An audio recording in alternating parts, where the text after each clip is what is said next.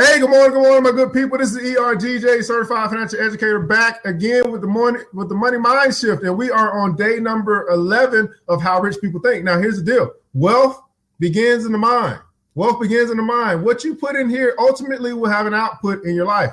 So, if you want to have rich results, then you need to make sure you have rich thinking. And so, what we're doing is we're reconditioning or renewing or transforming our mind by going into some things and trying to figure out, well, how do rich people really think?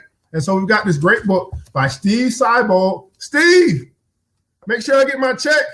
How Rich People Think. And so here's the deal. You created your mind first, and then it creates itself on the outside. So you got to ask yourself, guys, if you are an individual who is, in debt, you're broke, you're an individual who's trying to take it to the next level in your finances, whatever that may be for you. What are you putting into your mind? Most people, they're just putting into their mind television shows. Most people are just putting into their mind laying on the couch. So what I'm saying is I'm just trying to let you know what I did to go from being a financial zero to being a financial hero. And the number one thing that I did was read. Now, here's the deal. Most successful people will tell you one of the things that they've done to be successful is they read. Rich people have big libraries. Poor people have big televisions. There's something different that they do, something different that they feed themselves in order to continue to charge forward to serve more people and solve more problems. And I tell people, you don't have an income problem. You don't have an income problem. What you have is an idea problem. Let me repeat that again. You don't have an income problem. What you have is an idea problem. How much time do you spend every day thinking about ideas? Ideas on how you can be better, be more efficient in your business. Ideas on how you can grow your business and reach more customers. Ideas on how you can solve more problems. Ideas on how you can serve more people. Ideas on where you can take whatever it is that you do to the next level. You got to capture your ideas. How many ideas have you let go away? Just slip through your hands, slip through your life, and you see someone else develop it and they become rich? That was your idea. That was your opportunity. But, we understand that luck is where preparation meets opportunity. So were you prepared mentally to take advantage of that opportunity? Now, here's the deal. So I can tell people to go read this book, right? But most people simply just won't do it. So I decided, hey, let's start this show and we'll read it together. And hopefully you get something away from it. So we're on day number 11. It's 100 principles. We're going 100 days. If we can't change our mindset in 100 days, we know we should be able to do it in 21 days. But if we can't change it in 100 days, something wrong with us. Let us begin. Day number 11, middle class believe rich people are shallow. The world class believe rich people are strategic. It has been passed down through the ages that those who seek wealth are self-indulgent, decadent, and shallow, and that poverty and financial mediocrity are badges of honor. This goes back to the biblical quote that it is easier for a camel to go through the eye of a needle than for a rich man to enter the kingdom of God. The literal translation of this biblical passage even led the Catholic Church, one of the wealthiest organizations in the world, to paint a picture of the Pope as a destitute servant in order to maintain the integrity of the message for the purpose of motivating people to donate money. This is not opinion, but historical fact.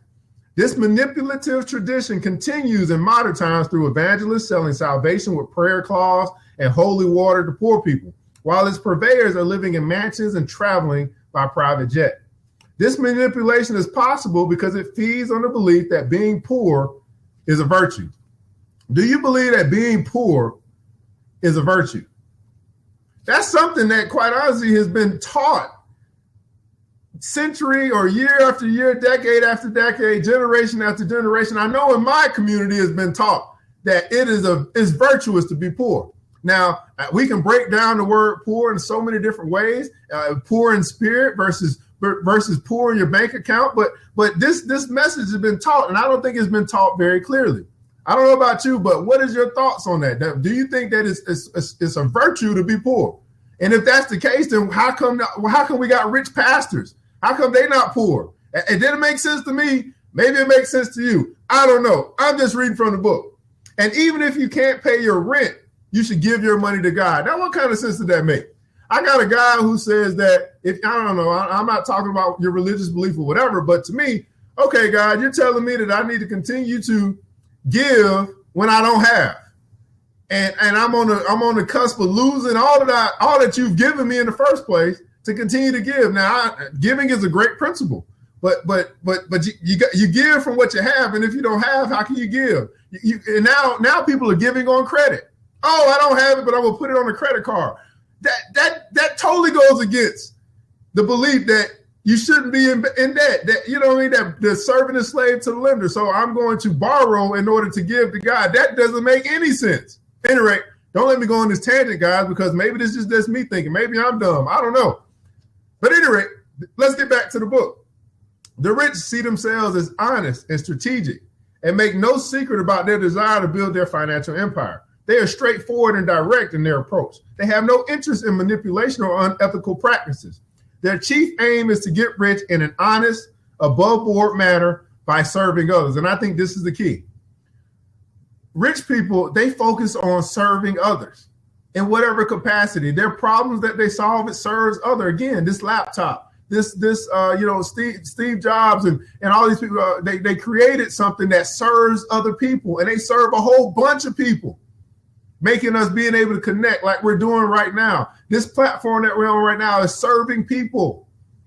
It's making people rich, but it's serving people. And inherently, if you serve enough people, if I own a McDonald's right now and I serve 1 billion people a hamburger and to eat, and they pay for the hamburger, then yes, there's going to be something that comes back my way. Why? Because I'm just literally serving more people than you are. That's it.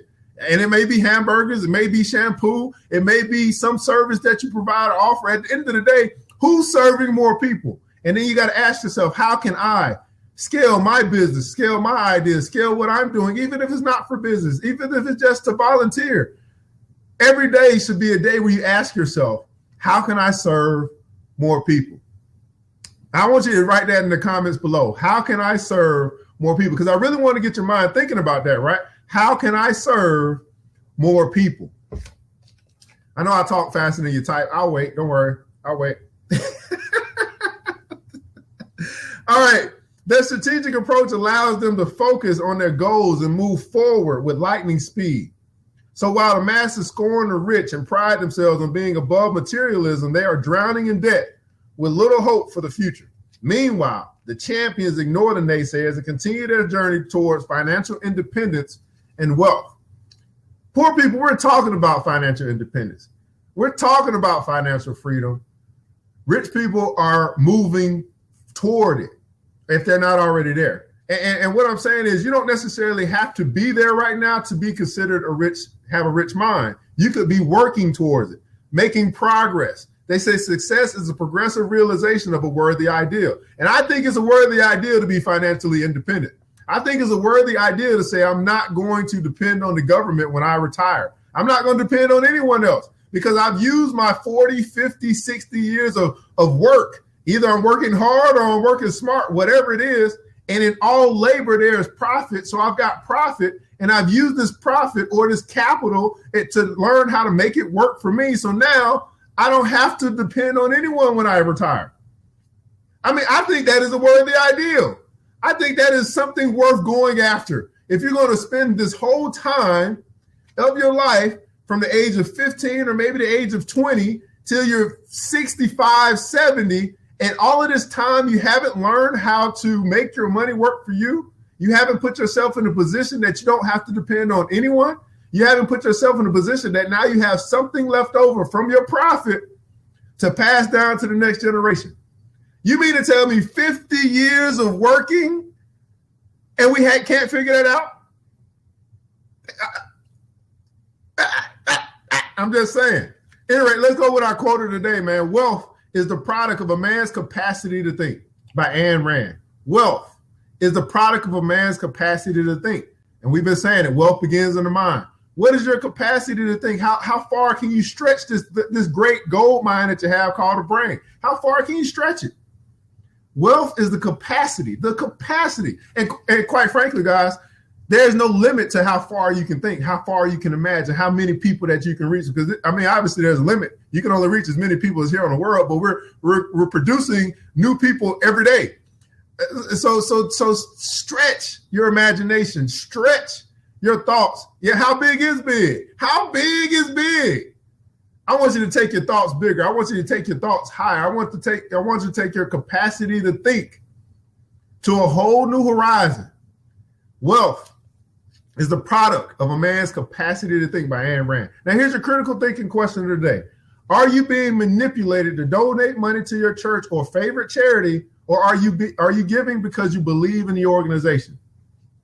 Are you being manipulated to donate, or are you giving because you believe in the organization? Hopefully you're on the second side of that, right? You just believe in what they're doing, whatever it is, your church, your charity, whatever it is that you're donating to, because hopefully you're donating, right? I mean, we want to be in a position that we're wealthy. We've built up enough capital that we can give back. Why? Because when you give, you open yourself up to receive even more. You can't get anything if you're full. So if you understand wealth, giving is a principle of wealth. And of course, that's predominantly the only principle that they teach in church. But I'm saying giving is a principle of wealth. Once you get it, man, it's like, hey, let me go and make a difference somewhere, right? That's a part of serving more people. You're just doing it now with your capital instead of with your time. Yeah, closed hands can't accept more, man. So wherever it is that you're giving, you're donating your money, you're making a difference. Are you doing it because you're manipulated? In other words, here's how I think about it. And this is just me. Again, this is just me. Chime in where you feel like, but when I go to church, I feel like sometimes I'm being manipulated. Because that's the message. Give, pass the plate around 15 times through the sermon. I'm gonna share some scriptures out of the Bible to support what I'm saying. But hardly ever when I go to church do I see the budget. Hardly ever do I see where the money is going.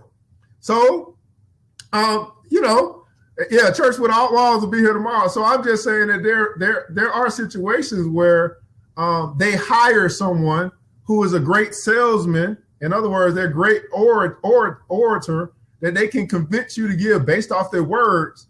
But is it that you believe in them, or do you believe in the organization? So don't be manipulated. Give, but give because you believe in what the organization is doing. You know, we got United Way, we got Red Cross, we got Blue Cross Blue Shield. We got all these wonderful places that we can make a contribution and help them sustain what they're doing to the inner city, to the homeless, to the poor. You know, just check your motives.